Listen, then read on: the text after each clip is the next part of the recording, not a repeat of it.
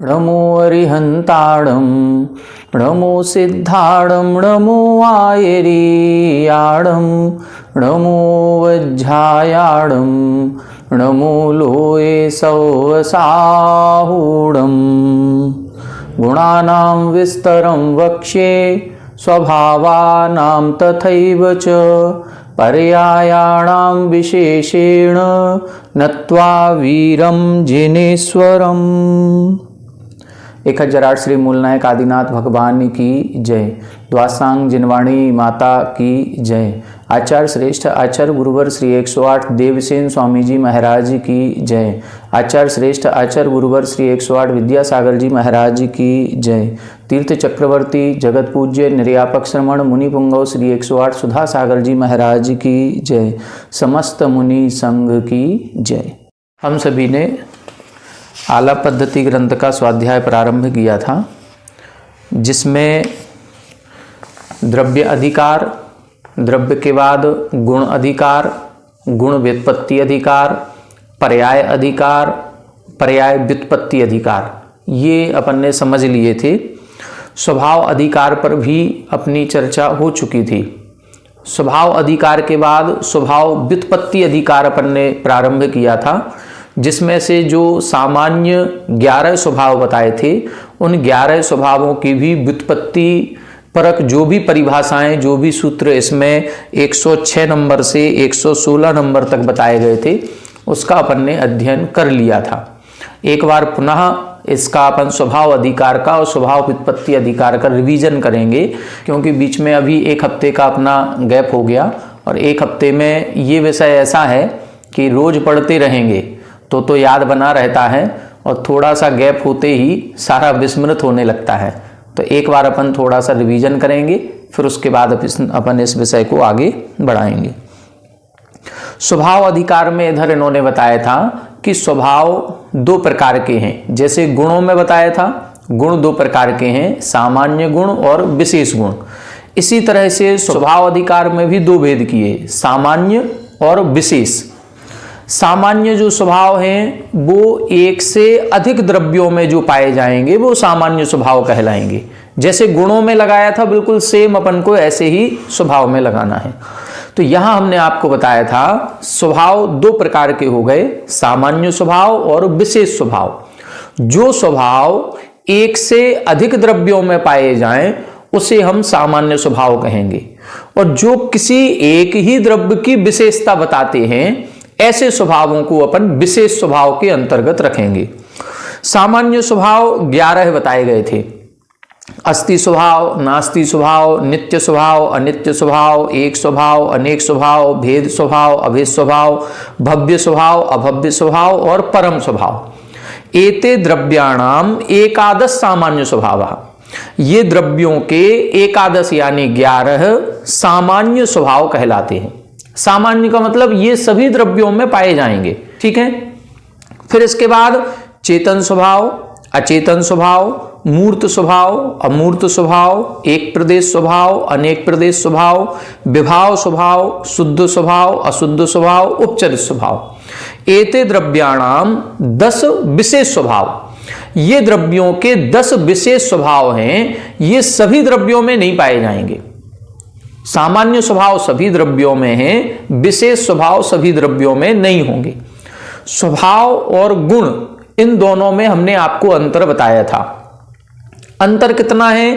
गुण त्रैकालिक होता है। गुण किसे कहेंगे? जो त्रैकालिक, पहले भी था, अभी भी है, भविष्य में भी रहेगा। जो द्रव्य का साथ कभी नहीं छोड़ता उसे गुण कहते हैं। स्वभाव के साथ ऐसा नहीं है, स्वभाव बदलता रहता है, स्वभाव किसी अपेक्षा से है। आत्मा स्वभाव, जैसे मान लो किसी द्रव्य में यदि अस्ति स्वभाव है तो उसमें नास्ति स्वभाव भी हो जाएगा। तो किसी अपेक्षा से, जब हम अपेक्षा लगाएंगे तो नास्ति स्वभाव लगेगा, किसी अपेक्षा से अस्ति स्वभाव लगेगा। लेकिन गुणों में अपेक्षा नहीं लगेगी, गुण तो जैसे हैं वैसे ही रहेंगे। ज्ञान स्वभावी है, दर्शन गुण है, ज्ञान गुण है, वीर्य गुण है, अस्तित्व गुण है, ये सारे गुण रहेंगे। गुण और स्वभाव में एक विशेष अंतर होता है कि स्वभाव अपने प्रतिपक्षी के साथ पाया जाता है, अस्ति के साथ नास्ति भी है, एक के साथ अनेक भी है, भव्य के साथ अभव्य भी है। लेकिन गुणों में ऐसा नहीं होगा। गुणों में अस्तित्व गुण लिखा है, नास्तित्व गुण नहीं लिखा। गुणों में चेतन गुण लिखा है, अचेतन नहीं है। जो द्रव्य चेतन है वो कभी अचेतन नहीं होगा, उसमें अचेतन का गुण नहीं होगा। लेकिन जब स्वभाव की बात करेंगे तो उसमें चेतनत्व स्वभाव भी है और अचेतनत्व स्वभाव भी है। किसी अपेक्षा से चेतन स्वभाव हो जाएगा, किसी अपेक्षा से अचेतन स्वभाव हो जाए। तो स्वभाव तो दोनों बन जाएंगे, गुण नहीं बनेंगे। गुण एक ही रहेगा, प्रतिपक्षी उसका नहीं पाया जाएगा। जैसे जीव द्रव्य का जब गुण की बात करेंगे तो चेतन गुण ही निकलेगा, उसमें अचेतन गुण नहीं है। लेकिन जीव द्रव्य में चेतन स्वभाव भी है और अचेतन स्वभाव भी है। स्वभाव की दृष्टि से जीव द्रव्य भी अचेतन हो जाएगा। जीव द्रव्य में अमूर्तिक पने का गुण है, मूर्तिक पना उसमें नहीं है। लेकिन स्वभाव की दृष्टि से बात करेंगे तो जीव द्रव्य मूर्तिक भी है और अमूर्तिक भी है। पुद्गल द्रव्य में पुद्गल द्रव्य नियम से अचेतन ही होगा, लेकिन पुद्गल द्रव्य में चेतन स्वभाव भी कहा गया। पुद्गल द्रव्य नियम से मूर्तिक ही होता है, लेकिन पुद्गल द्रव्य को भी कथनचित अमूर्तिक कह दिया गया। तो ये स्वभाव की दृष्टि है। स्वभाव का मतलब योग्यता। स्वभाव का मतलब क्या है? एक प्रकार की योग्यता जो स्वयं के गुणों से भी आती है और पर निमित्त से भी आती है। योग्यता, गुण नहीं आएंगे, पर निमित्त से गुण नहीं होंगे। गुण तो द्रव्य का अनादिकालीन स्वभाव है जो स्वयं का है। गुण कभी नष्ट नहीं होता, गुण कभी अन्य द्रव्यों में नहीं पाया जाएगा। जिस द्रव्य का जो गुण है वो उसी द्रव्य में रहेगा, ये गुण की बात है। लेकिन स्वभाव पर निमित्त की अपेक्षा भी प्रभावित करता है। इसीलिए जीव द्रव्य को पुद्गल द्रव्य के साथ जब संयोग हो गया तो पुद्गल द्रव्य के गुण भी जीव द्रव्य में नजर आने लगे। ये स्वभाव की दृष्टि से, स्वभाव की दृष्टि से बहुत अच्छे से समझना है। गुण और स्वभाव में अंतर है। गुण कभी नहीं बदलेगा, स्वभाव बदल सकता है। ठीक है। अब इसमें अपन ने देखा था कि स्वभाव कितने होते हैं, तो स्वभाव तो हो गए अपने 21। अब कौन से द्रव्य में कितने स्वभाव पाए जाएंगे, तब अपन ने देखा था जीव पुद्गलयो एक विंशति। जीव और पुद्गल ये दो द्रव्य ऐसे हैं जिनमें पूरे सामान्य के 11 और विशेष के 10 ये सारे के सारे स्वभाव पाए जाते हैं। जीव में भी पूरे होंगे और पुद्गल में भी पूरे 29 होते हैं, कोई 21 होते हैं, कोई भी इसमें कम नहीं होता। अब अन्य द्रव्यों में कितने होते हैं, तब इधर इन्होंने सूत्र लिखा था चेतन स्वभाव, मूर्त स्वभाव, विभाव स्वभाव, अशुद्ध स्वभाव, उपचरित स्वभाव। ये 5 स्वभावों के बिना, एतैर बिना, इन 5 के बिना धर्मादि त्रयाणाम, धर्म आदि 3 द्रव्यों में, धर्म द्रव्य, अधर्म द्रव्य और आकाश द्रव्य, इन 3 द्रव्यों में 16 स्वभावा संति, 16 स्वभाव होते हैं। 21 में से ये 5 कम करने हैं जो सूत्र में लिखे हैं। ये 5 नहीं होंगे, बाकी 16 होंगे। तो ये 5 क्यों नहीं होंगे, इसका कारण अपन को समझना है। कारण सिंपल है, बिल्कुल सरल है। हमने आपको कई बार बता दिया कि ये जो धर्म, अधर्म, आकाश और काल, ये जो 4 द्रव्य हैं, ये हमेशा शुद्ध रहते हैं। ये अन्य द्रव्य से संबंध नहीं बनाते, और जब संबंध नहीं बनाएंगे तो पर निमित्त का इन पर प्रभाव नहीं पड़ता। जब पर निमित्त का प्रभाव नहीं पड़ेगा तो इनका जो शुद्ध स्वरूप है वह ही हमेशा बना रहेगा। जो इनके शुद्ध गुण हैं वह ही इनके बने रहेंगे। इनमें किसी भी प्रकार की अशुद्धता या वैभाविक परिणति नहीं होती। इसीलिए देखो अब इसमें जैसे चेतन स्वभाव है, ये चेतन स्वभाव, चेतनता का गुण जो है वो जीव में ही पाया जाता है। लेकिन जीव से पुद्गल मिश्रित हो गया तो पुद्गल में भी चेतन स्वभाव हो गया। लेकिन जीव से धर्म द्रव्य मिश्रित नहीं हुआ, अधर्म द्रव्य मिश्रित नहीं हुआ, आकाश द्रव्य नहीं हुआ, काल नहीं हुआ। ये 4 द्रव्यों ने कोई संपर्क नहीं किया, इसीलिए ये चेतन स्वभाव अन्य द्रव्यों में नहीं है। पुद्गल में तो है, जीव पुद्गलियो एक विंशति। एक विंशति का मतलब जीव में और पुद्गल में सारे हैं, तो पुद्गल में भी चेतन स्वभाव हो जाएगा। लेकिन इसमें नहीं होगा। धर्म अधर्म आकाश काल ये अचेतन है, अचेतन थे, अचेतन ही रहेंगे। ठीक है। मूर्त स्वभाव, पुद्गल द्रव्य मूर्तिक होता है, पुद्गल द्रव्य मूर्तिक है, लेकिन पुद्गल के संयोग से जीव भी मूर्तिक हो गया। क्यों? क्योंकि जीव ने पुद्गल से संपर्क किया था, लेकिन उस पुद्गल से ना तो धर्म का संपर्क है, ना अधर्म का है, ना आकाश का है, ना काल का है। इसीलिए जो धर्म अधर्म आकाश काल है ये सर्वथा से अमूर्तिक थे, अमूर्तिक हैं, अमूर्तिक ही रहेंगे। इनमें मूर्त स्वभाव कभी नहीं होगा। विभाव स्वभाव, विभाव किस कारण से होता है? हमने आपको बताया था, जब जीव या पुद्गल या जो कोई भी द्रव्य है परनिमित्त से संपर्क करता है, परनिमित्त से संबंध स्थापित करता है, तो ये अपने स्वभाव को भूल करके अन्य रूप परिवर्तन करने लगता है, अन्य रूप परिणमन करने लगता है। इसी को विभाव कहते हैं। जैसे पानी का स्वभाव शीतल था, लेकिन वो पानी अग्नि के संपर्क में आया तो उसने शीतलता छोड़ दी और गर्म होने लगा। हम लोगों का स्वभाव शांत रहना था, उत्तम क्षमा, लेकिन पर निमित्त ऐसा मिला कि वो हम क्षमा को छोड़ करके क्रोध में आ गए।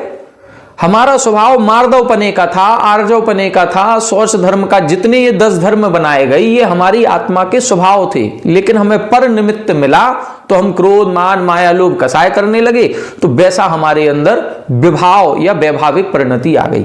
लेकिन ये जो धर्म अधर्म आकाश और काल ये जो 4 द्रव्य हैं, ये 4 द्रव्य पर निमित्त से प्रभावित नहीं होते। जब प्रभावित ही नहीं होंगे तो इनमें विभाव स्वभाव नहीं पाया जाता। जब विभाव नहीं होगा तो ये हमेशा शुद्ध रहेंगे, शुद्ध रहेंगे तो अशुद्ध स्वभाव भी नहीं होगा। उपचरित, उपचरित का मतलब है कि किसी अपेक्षा से यदि इनको अशुद्ध कह दें, किसी अपेक्षा से इनको विभाव कह दें, किसी अपेक्षा से इनको मूर्तिक कह दें, नहीं, कोई भी अपेक्षा नहीं चलेगी, इनमें अपेक्षा भी नहीं चलती है। उपचरित इसी को कहते हैं। मतलब किसी दूसरी अपेक्षा से भी कह दें तो भी नहीं कह पाएंगे, बस इसको बोलते हैं उपचरित स्वभाव। उपचरित का मतलब है जो जैसा है नहीं, लेकिन किसी कारण से वैसा कह दिया, वो है उपचार। जैसे कई बार होता है बिल्ली को हम शेर के जैसा कह देते हैं, बिल्ली का चेहरा या बिल्ली का शरीर इत्यादि जब हम देखते हैं तो शेर के बच्चे जैसा लगता है, तो वो कहीं ना कहीं उसमें एक स्वभाव है वैसा समान दिखने का। जैसे हमने मोटी रस्सी कहीं पड़ी थी और उस मोटी रस्सी को सांप समझ लिया, तो उसमें कहीं ना कहीं एक गुण था, जैसा मोटा सांप होता है वैसे ही वो लहरा करके और रस्सी पड़ी हुई थी, तो हम समझ गए कि ये सांप तो नहीं है कहीं, तो ये उपचार हो गया। लेकिन धर्म अधर्म आकाश काल इन 4 द्रव्यों में चूंकि ये किसी भी द्रव्य के संपर्क में नहीं आते, इसलिए उपचार भी नहीं होता। किसी भी अपेक्षा से हम इनको अमूर्तिक है तो मूर्तिक नहीं कह सकते, ये अचेतन है तो चेतन नहीं कह सकते, इनमें किसी भी अपेक्षा नहीं लगती। ये सर्वथा शुद्ध थे, शुद्ध हैं और शुद्ध ही रहेंगे, इसीलिए इनमें उपचरित स्वभाव भी नहीं है। तो ये 5 स्वभावों के बिना से 16 स्वभाव इन सभी द्रव्यों में पाए जाएंगे, धर्म में अधर्म में आकाश में और काल में।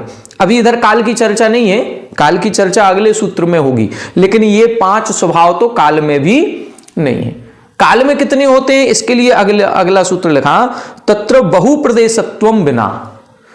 5 तो ऊपर के लेने ही लेने हैं, 5 के अलावा बहुप्रदेशत्व एक स्वभाव और दिया है, उसको और जोड़ ले, तो उसको जोड़ने के साथ साथ अब कितने हो गए? 6 हो गए।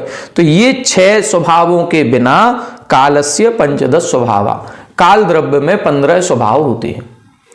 ठीक है, स्पष्ट हो गया। काल द्रव्य में इसको क्यों छोड़ दिया?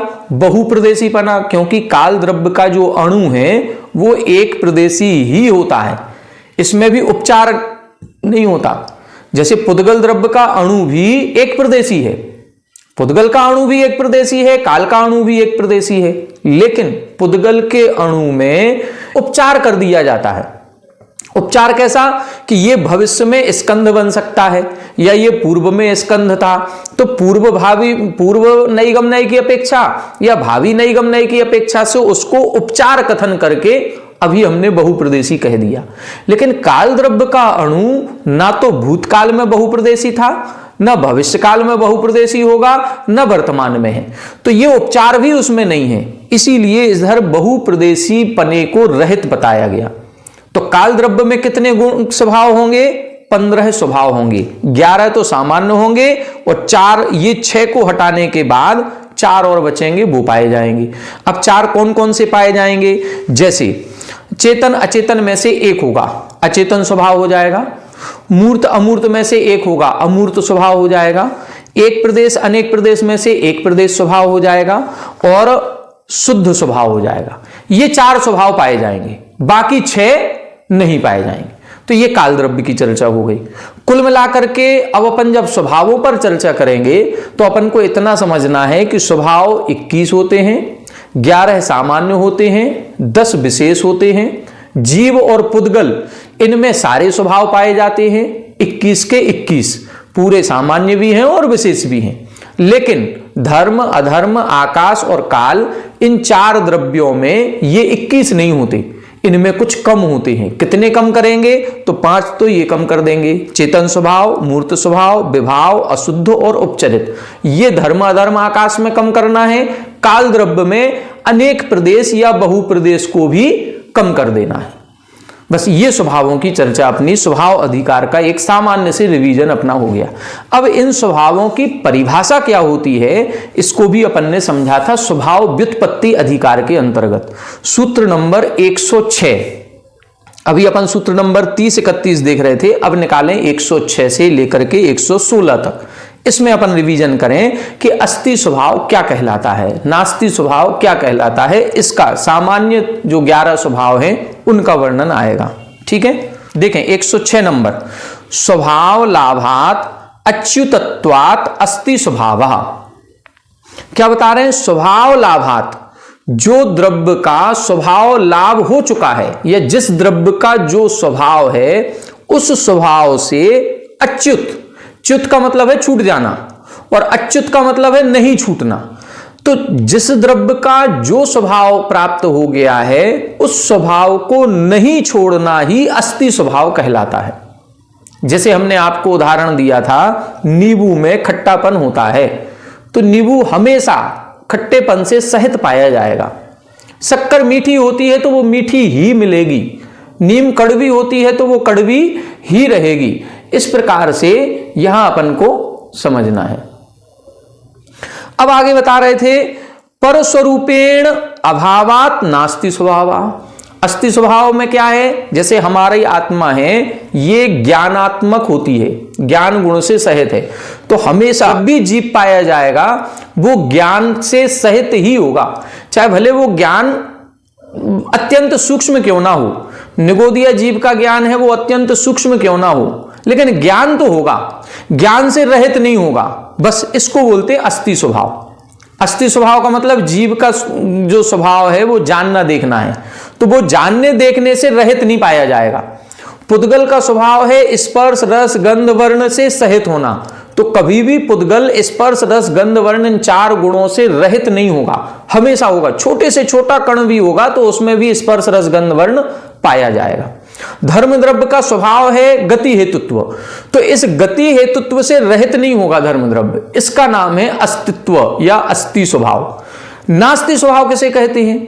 अब देखो, अस्तित्व गुण पड़ा था और अस्तित्व स्वभाव पड़ा। गुण का मतलब है अस्थि रूप से होना, स्वभाव में नास्ति भी पाया जाएगा। नास्ति क्या है? नास्ति का मतलब है परस्वरूपेण अभावात, परस्वरूप से नहीं होना।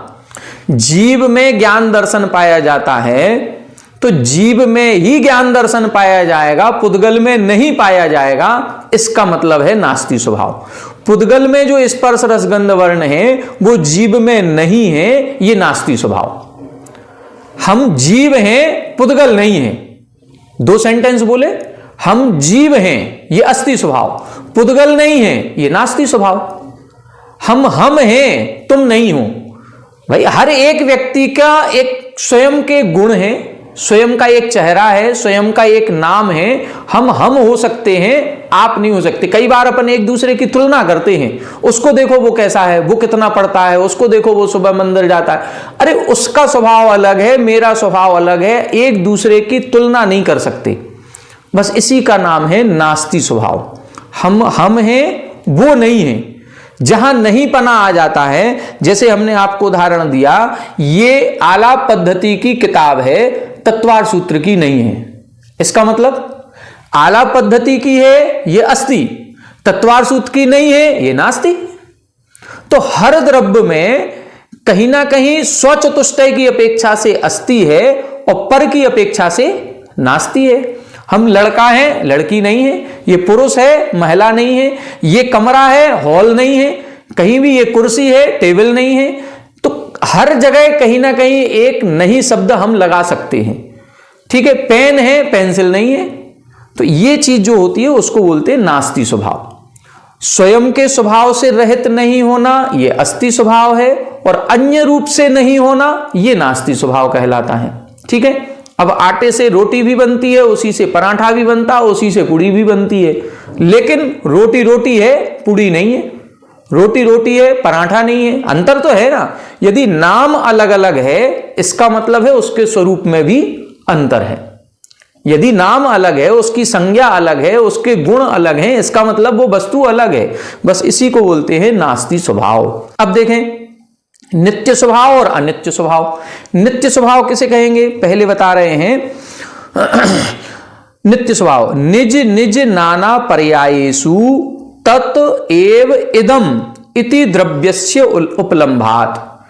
निज निज नाना पर्यायेषु, अनेक पर्याय होने के बाद भी। पर्याय किसे कहते हैं, जो नष्ट होती है और उत्पन्न होती है। यदि एक पर्याय उत्पन्न हुई है, एक पर्याय नष्ट हो गई, और जो नष्ट हुई है उससे अलग एक नई पर्याय उत्पन्न हुई है, तो फिर चीज वही कैसे रह सकती है। यदि हम ये कह रहे हैं तत् एव इदम, यह वही है, इसका मतलब है कि कहीं ना कोई चीज स्थिर है जो नष्ट नहीं हो रही है, तभी तो हम उसको पहचान रहे हैं। यदि हमने एक दूसरे को पहचाना है, हमने सुबह आपको देखा और शाम को देखा, तो सुबह से शाम तक हमारे अंदर कोई परिवर्तन हुआ कि नहीं हुआ? हुआ, परिवर्तन हो रहा है। यदि परिवर्तन हो रहा है तो पहचाने कैसे? यदि हम पहचान रहे हैं, परिवर्तन होने के बाद भी पहचान रहे हैं, इसका मतलब है कि कोई ना कोई तत्व ऐसा है जो नष्ट नहीं हो रहा है। बस जो नष्ट नहीं हो रहा है उसी कारण से हम नित्य हैं, उसी कारण से नित्य है। 10 वर्ष बाद भी हम एक दूसरे को पहचान जाते हैं। 10 वर्ष बाद भी किसी शहर में हम पहले 10 साल पहले गए थे, आज 10 साल बाद जा रहे हैं तो भी हमें गलियां याद हैं कि नहीं, इस गली से अब यहां से राइट होना है, यहां से लेफ्ट होना है, तब मंदिर आएगा, वहां का मंदिर ऐसा था, बड़ा गेट था, ये भगवान की मूर्ति थी। 10 साल बाद भी हमें यदि सारी चीज स्मरण है और वही की वही चीज हम पहचान रहे हैं, इसका मतलब है कि 10 साल में क्या परिवर्तन नहीं हुआ? परिवर्तन होने के बाद भी जो चीज नष्ट नहीं होती उस अपेक्षा से नित्य है। क्या लिखा? निज निज नाना पर्यायेषु, एक ही पर्याय की बात नहीं कही, नाना पर्यायेषु, अनेक पर्याय, प्रति समय पर्याय बदल रही है। अनेक पर्याय बदलने के बाद भी तत् एव इदम, यह वही है। जैसे कमठ और पारसनाथ का बैर चला, तो कमठ की पर्याय से वो अलग हो गया, इंद्रभूति और अग्निभूति मरुभूति जो थे वो दोनों भाई अब अलग अलग हो गए, अलग अलग भवों में पहुंच गए, लेकिन उस जीव द्रव्य को, उस आत्मा को देखते ही पहचान, ये वही है। इसका मतलब है कुछ ना कुछ नित्य है जिससे वो पहचान गया। अब मनुष्य में नहीं है, वो नरक में है या त्रियंच में है या देव में है, फिर भी जब पूरी पर्याय ये बदल गई फिर भी उसको पहचान रहा है, ये वही है, इसी ने मेरे ऊपर उपसर्ग किया था, इसी ने मेरे ऊपर ये सब कुछ। तो ये सब कुछ यदि याद आ रहा है तो कुछ ना कुछ नित्य है, बस उसी दृष्टि से नित्य स्वभाव कहलाता है। नित्य स्वभाव समझ में आ गया? हमने बताया था उत्पाद, व्यय और द्रव्य, ये तीनों चीजें होती हैं। तो जब द्रव्य की बात कही जाएगी, द्रव्य की अपेक्षा कथन किया जाएगा तो द्रव्य नित्य हो गया, लेकिन जब उत्पाद व्यय की अपेक्षा कथन करेंगे तो अनित्य हो गया। जो पर्याय आज है वो कल नष्ट हो जाएगी, पर्याय तो नष्ट होनी ही होनी है, तो उस दृष्टि से हम अनित्य स्वभाव वाले हैं। तस्य अपि अनेक पर्याय परिणामी तत्वात् अनित्य स्वभावः। तस्य अपि, उसी का, उसी द्रव्य को जिसको अभी हमने नित्य बताया है, उसी द्रव्य में अनेक पर्याय उत्पन्न होने के कारण से, अनेक पर्याय रूप परिवर्तन होने के कारण से अनित्य स्वभावः। वो मनुष्य था, हम देव हैं, वो नारकी था, अब त्रियंच है, तो पर्याय बदल गई। इस पर्याय बदलने के कारण से हम अनित्य हैं, लेकिन फिर भी पर्याय बदलने पर भी जिस कारण से हम एक दूसरे को पहचान रहे हैं, ये कहने में आ रहा है कि यह वही है, इसका मतलब है जीव नित्य है या द्रव्य नित्य है। तो दोनों स्वभाव लगेंगे, जब द्रव्य की अपेक्षा लगाई जाएगी तो नित्य, और जब उत्पाद व्यय की अपेक्षा लगाई जाएगी तो अनित्य।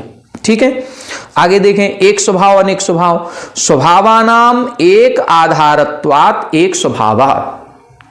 हम एक हैं कि अनेक हैं? मान लो हम अपनी बात करें तो हम एक हैं कि अनेक?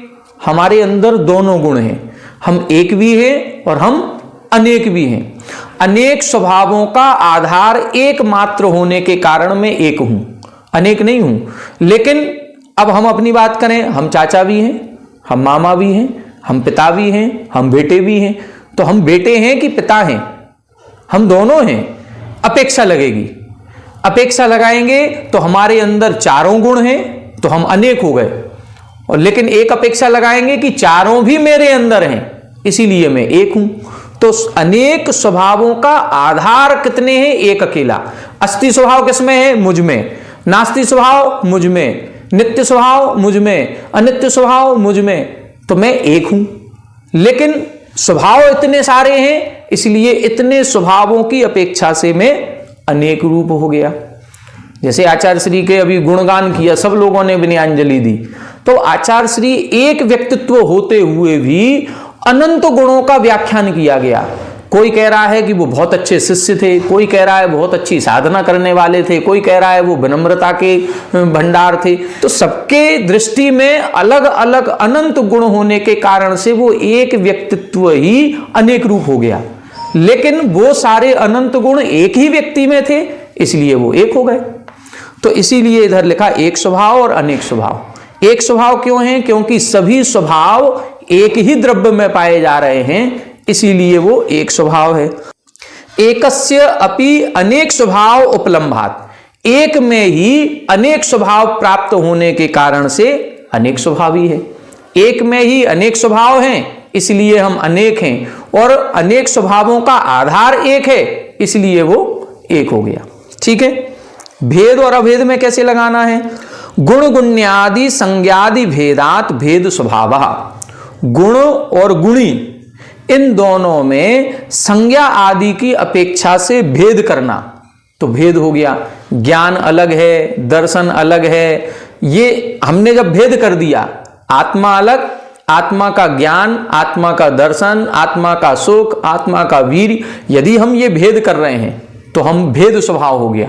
लेकिन ज्ञानी आत्मा, मतलब ज्ञान ही आत्मा है, यदि हमने एक कर दिया तो वो कहलाएगा अभेद। जब गुण और गुणी में भेद कर दिया जाता है तो भेद स्वभाव है। जब गुण और गुणी में भेद नहीं किया जाए, जैसे अपन कहते हैं ना, आचार्य श्री के अंदर समयसार झलकता था, आचार्य श्री की चर्या में मूलाचार झलकता था, मतलब वो मूलाचार की प्रतिरूप थे।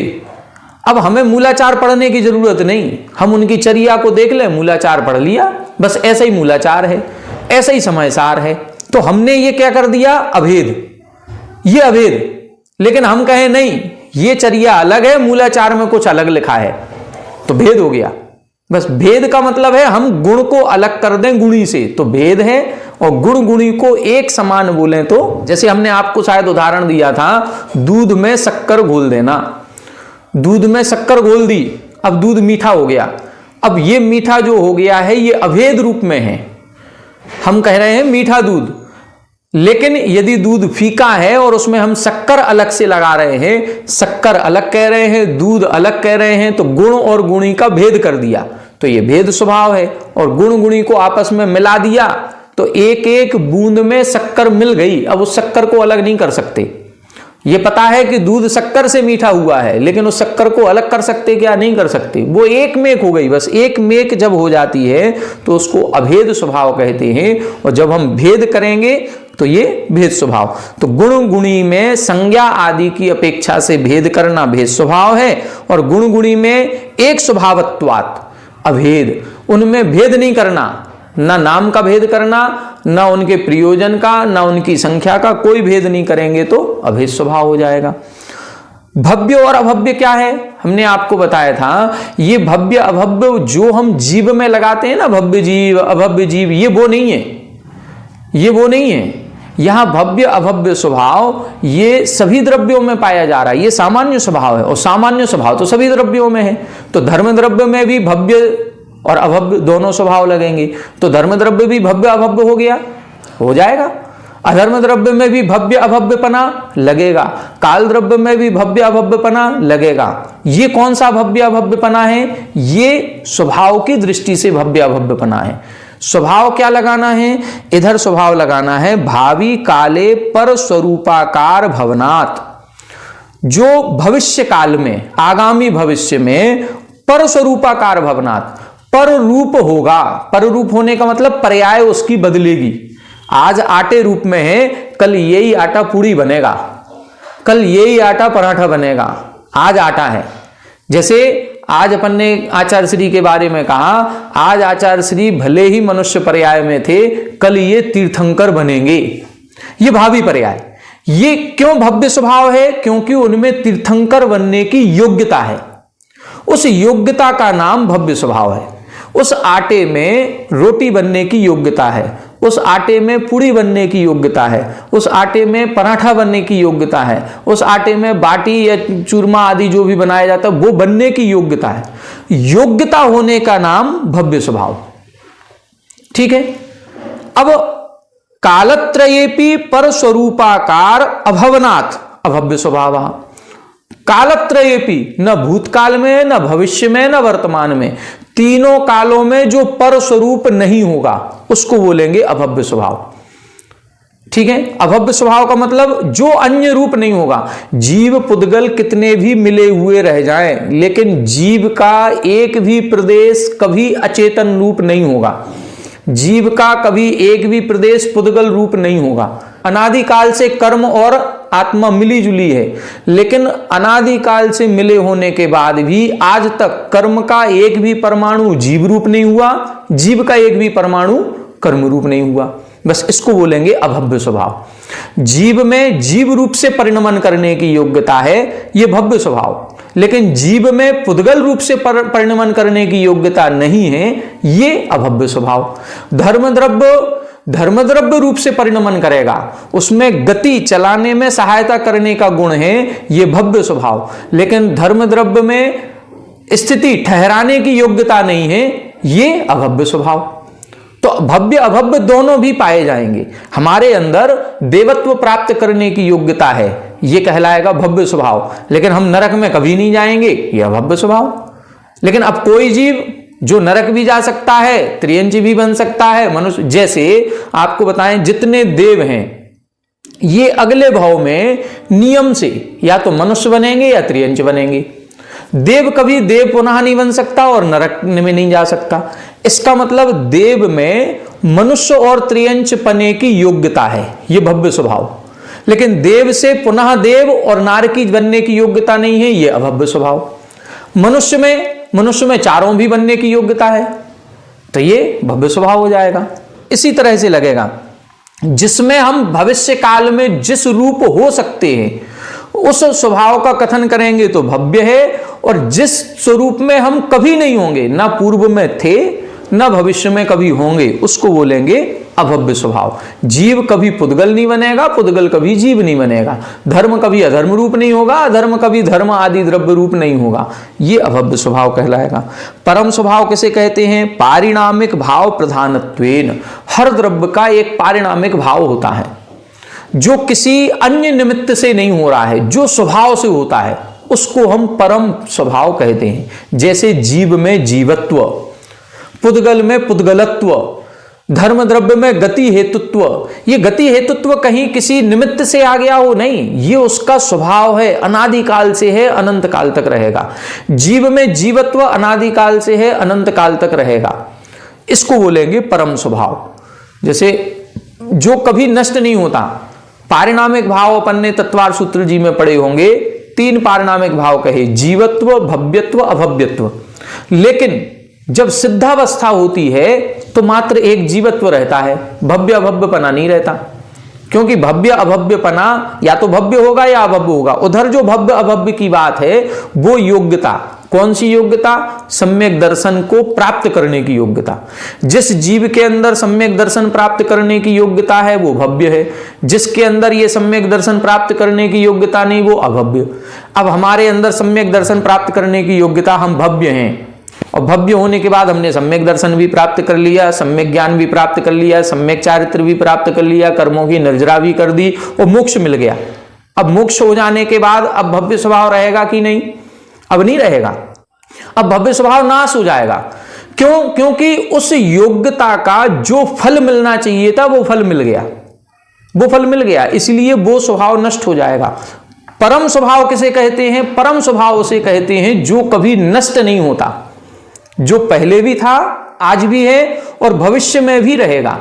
जैसे जीव का जीवत्व, यह कभी नष्ट नहीं होगा, सिद्ध बनने के बाद भी जीवत्व रहेगा। आज भी है जीवत्व, सिद्ध बनने के बाद भी होगा। पुद्गल चाहे अणु रूप में रहे, चाहे स्कंध रूप में रहे, स्पर्श रस गंध वर्ण तो पाया ही जाएगा, वो कभी नष्ट नहीं होगा, वो है परम स्वभाव। धर्म द्रव्य किसी भी स्थिति में रहे, उसका गति हेतुत्व कभी नष्ट नहीं होगा, इसको बोलते हैं परम स्वभाव। तो ऐसे ये अपने 11 सामान्य स्वभाव होते हैं। अब ये 11 के 11 सभी जीवों में पाए जाएंगे, सभी पुद्गल में, धर्म में, अधर्म में, सब में है ये।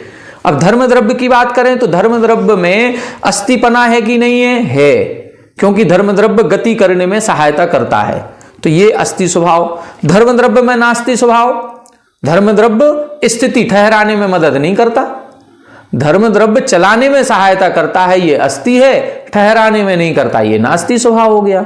धर्म द्रव्य में वही नित्यपना भी लगेगा और अनित्यपना भी लगेगा, क्योंकि द्रव्य दृष्टि से नित्य है और उत्पाद व्यय की दृष्टि से अनित्य हो जाएगा।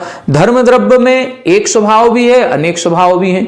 तो धर्म द्रव्य में अचेतनता भी है, धर्म द्रव्य में अमूर्तिकपना भी है, धर्म द्रव्य में अनेक प्रदेशपना भी है, एक प्रदेशपना भी है। ये जितने अपन लगा रहे हैं ये एक ही धर्म द्रव्य में है, इसलिए एक स्वभाव हो गया। और अचेतन पने की अपेक्षा अलग, अमूर्तिक पने की अपेक्षा अलग, ये अनेक स्वभाव हो जाएगा। इसी तरह भेद अभेद लगाएंगे तो गुण और गुणी में भेद कर दें, धर्म द्रव्य अलग और गति हेतुत्व अलग। गति हेतुत्व में जो सहकारी है या चलने में जो सहायता करता है उसे धर्म द्रव्य कहते हैं। ये अब भेद हो गया, क्योंकि हमने गुण से द्रव्य की पहचान की है, लेकिन हम सामान्य कहें धर्म द्रव्य चलाता है, चलाने में सहकारी है। ये क्या हो गया? ये गुण गुणी को हमने एक कर दिया, इसलिए ये अभेद स्वभाव हो गया। धर्म द्रव्य में भविष्य में पर्याय उत्पन्न होंगी, धर्म द्रव्य अन्य पर्यायों रूप परिणमन करेगा, ये भव्य स्वभाव है। लेकिन धर्म द्रव्य कभी अधर्म द्रव्य रूप नहीं होगा, यह अभव्य स्वभाव हो गया। और धर्म द्रव्य में अनादि काल से गति हेतुत्व पाया जाता है, अनंत काल तक पाया जाएगा, ये परम स्वभाव हो गया। तो सभी द्रव्यों में ये 11 स्वभाव लगाए जाएंगे, केवल जीव में नहीं, सभी द्रव्यों में। अब विशेष स्वभावों की चर्चा होगी, वो फिर अपन अब कल की कक्षा में करेंगे। आज अपन ने ये फिर से रिवीजन कर लिया, ये क्लास अपनी ये वाले सूत्र पूरे हो चुके थे, पहले भी समझा चुके थे।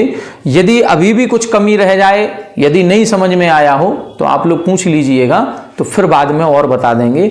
बाकी पिछली वीडियो में भी है, ये शायद 15-16 तारीख की वीडियो रही होगी, उसमें ये अपन ने सारे पढ़ लिए थे, तो उसको भी आप देख सकते हैं। और आज अपन ने पुनः पढ़ लिया।